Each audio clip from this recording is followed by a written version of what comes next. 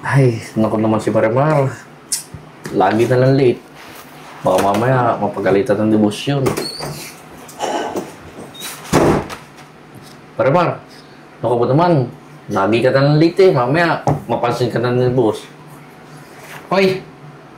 Anong pakialam mo, ha? Tsaka wala kang pakialam kung lagi akong pumapasok na laging late. Kasi buhay ko naman to eh. Tsaka nandito ka naman. Pwede naman ikaw mag-asikaso ng mga customer dito. Alam mo, ako, papasok ako sa oras na gusto ko. Tsaka wala kang pakialam kung lagi akong late. Eh, Marimar, alam mo naman, di ba? Laging ang dami nating customer dito eh. Hindi ko naman kaya ng sulot to. Hindi. Ang dami mo kuda. Alam mo, busy ako kagabi, tsaka na-overhang ako, kaya ayan, pumasok akong late. O ayan, sapat na ba sa'yo yung dahilan yan? Alam mo, ikaw, mas mabuti pang gawin, imbes na sermonan ako, asikasuhin mo na lang yung ibang customer. Akin na yung apron ko, magbibihis na ako. Dami yung pang sinasabi. Aga-aga, daldal ka ng daldal. Bilis mo, Marimar ha. Shut up!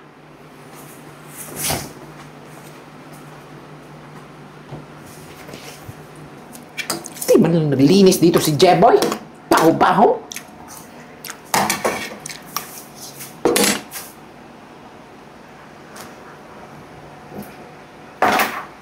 Ito!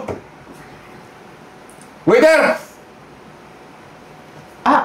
Ano yan? Bakit may buhok yung pagkain nyo? Oh my gosh! Buhok nga! Naku sir, pasensya na po sir ha. Eh, hindi ko po alam na meron palang ganito dito sa pagkain mo. Sir, humingi po ako ng dispensa.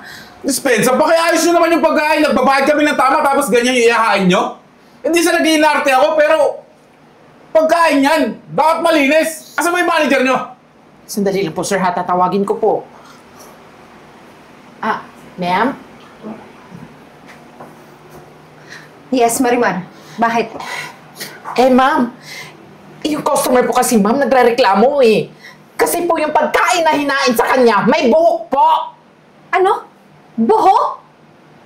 Paano nangyari yun? Sino ba naghanda nitong pagkain na to? Ay naku ma'am, sino pa ba? Tinatanong pa ba yan? Walang iba kundi yung si Jeboy. Eh alam mo naman magtrabaho yun ma'am eh. Winawaldas, nagmamadali. Kaya yan, pagtak yung trabaho. Pati yung customer natin nadadamay eh. Sige na. Ganito na lang. Tawagin mo si Jeboy, ikaw muna pumalit dun sa trabaho niya. Tawagin mo, bilis! Naku ma'am, turuan mo ng leksyon yung mama ha. Paano ito, ma'am? Nawalan na ako ng gana. Bahala na kayo Sir, dyan. papalitan namin, sir. Hindi na!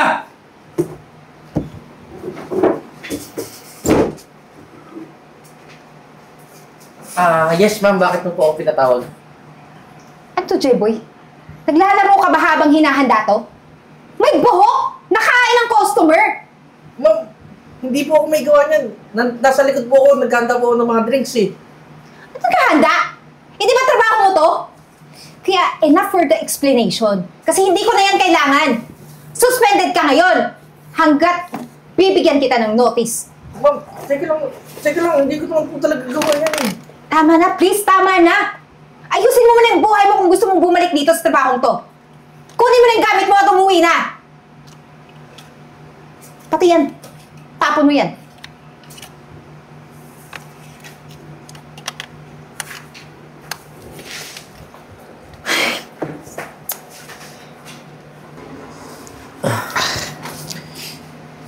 Nga pala pare, nakita ko yung nangyari kanina. At hindi ako naniniwala na ikaw may gawa nun. Kaya nga eh. Tsaka, hindi ko naman talaga kayang gawin yun eh. Hindi ko lang alam bakit sinisiraan ako ni Marimar. Eh, grabe na pakikisama ko sa kanya eh. Kahit nga ituring niya akong iba sa kanya eh. Okay lang sa akin eh. Ako pare, para ka naman baguhan dito eh. Alam mo naman yung si Marimar, di ba? Kahit nga ako, sinisiraan niya rin. Hayaan mo. Pupuntahan ko ngayon si ma'am. At ako mismo magsasabi sa kanya na hindi yung totoo. Tsaka bago ko yung binigay sa'yo yung pagkain, chinik ko muna yung mabuti. Hayaan mo, tutulungan kita sa problema mo. Eh, pare, hindi maniniwala sa'yo si ma'am hanggat wala kang ebidensya eh. Ano ko ba? Makikita mo ba yan? Ang daming CCTV oh. Pwede yan natin i-check Para mapatunayan natin kung sino may kagagawan nun. Sige, pare, baka pwedeng sumama ko kay ma'am para maniwala sa akin pag nakita niya sa CCTV. Tara na. Puntahan natin si ma'am.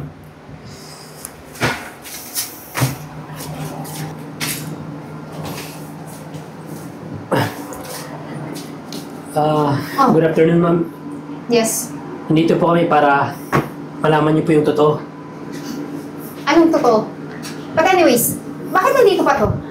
Di ba you're suspended, Mr. Cruz? Mali po yung ginagawa niyo, ma'am. Bago po tayo mamusga ng tao, alamin po muna natin yung totoo. Tsaka sigurado ako, ma'am. Bago ko po hinahin yung pagkain, chinik ko po yun ng buti bago ko binigay kay J-Boy. Tsaka, ma'am, may CCTV naman tayo dito, ah. Pwede po natin i-check. Oo nga po, ma'am. Baka po pwedeng pa-check kung sino talaga po may gawa nun. Kapag mali yung sinabi, pati ikaw, Francis, masususpended.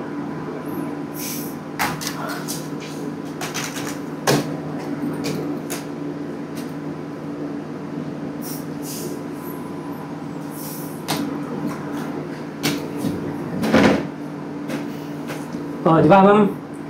Totoo yung sinabi namin.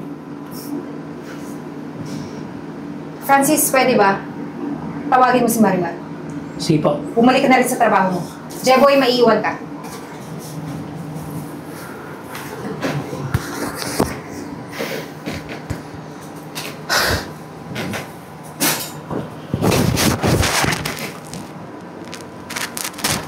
Hi, ma'am!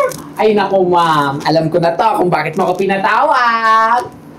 Siguro, ipopromote mo na ako. Ano, ma'am? Gagawin mo na ba ako manager dito? Ito talaga si ma'am. Miss Marimar, hindi ako nakikipaglaro. Pinapunta kita dito, it's not about promotion, but about your lies. Lies? Ano ibig sabihin niyo, ma'am? Ano mo yung ginawa mo, ha? Ma'am, ano pong ginawa ko? Wala naman po akong ginagawa, ma'am, eh. Isa kang sinungaling. You betrayed your teammate. Paano mo nagawa yan? Nilaglag mo yung sarili mong katrabaho. Sinabi mo sa akin, si Jebo yung may gawa na nilagyan niya ng buhok yung pagkain ng customer. Tapos tingnan mo! Look! Watch this. How can you explain this to me? Ha? Ma'am, gumagana pa pala yung CCTV natin dito. So, sa tingin mo, ha? Hindi makakarating sa akin yung katotohanan? Okay, ma'am. Opo. Inaamin ko po. Ako po yung may kasalanan kung bakit naggaganon yung customer. Paano ba naman kasi, ma'am? Eto kasi, ma'am, eh. At tatamad-tamad dito sa restaurant natin. Hindi ko nga mautusan, ma'am. Tapos ako lang yung nag-aasikaso sa mga customer. Ako na lahat gumagawa. Ako na naglilinis. Marimar, tumahimik ka, please! Ma'am, tsaka hindi po totoo lahat ng sinasabi niya. Sa totoo lang, lagi po siyang late. Laging pagpapasok. Laging antok na antok po. Minsan natutulog po sa kitchen. Pakialam mo kung lagi ako antok, ha? Naingit ka ba? Tumahimik nga! Ano mo, Marimar? Sa tingin ko, hindi mo naman sineseryoso tong trabaho na to, eh. At sa tingin ko, hindi ka nababagay dito. Kaya sinisisante na kita. Aba, ma'am! Hindi mo pwedeng gawin sa akin yan!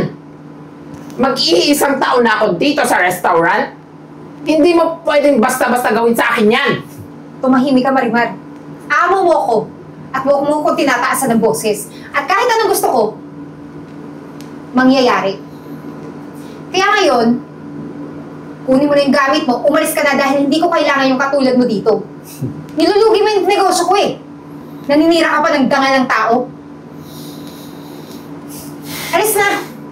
Kala mo magtitiis ako dito sa puputyong restaurant mo? Tsaka ikaw, hindi pa tayo tapos sa abangan kita sa labas. Alam ko naman eh, takot ka lang kasi talaga. Kasi ayaw mo masapawan na may mas maganda pa kaysa sa iyo. Marimar, tumahimik ka na. Kung hindi tatawag ako ng pulis, sumusobra ka na, ha? Wag na, I quit.